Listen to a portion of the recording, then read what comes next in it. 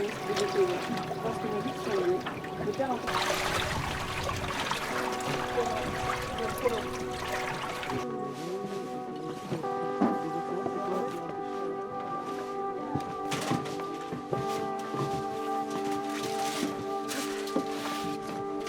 good.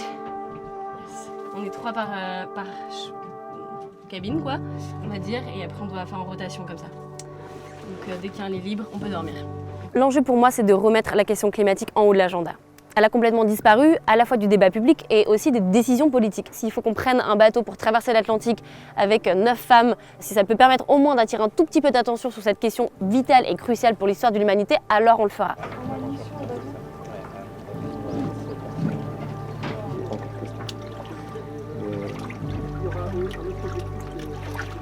Que tu regardes bien la caméra et que tu fais le naturellement. Tu dis voilà, je suis intéressée, j'ai fait. Ça, c'est le 80.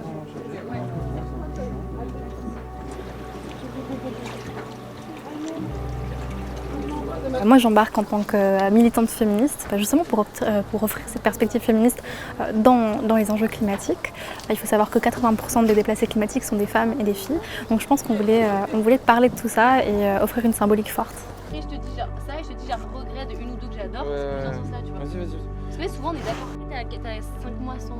Oui, mais Pour être tout à fait sincère, je pense que c'est la première fois depuis que je milite que je suis autant désespérée par la situation. On ne sait plus quoi faire. Quand on voit que la plus grande puissance mondiale, les États-Unis, on a un président qui, il y a une semaine au sommet de l'ONU, nous rappelait que le dérèglement climatique était un complot, je pense que c'est pas le moment de déserter. Oui,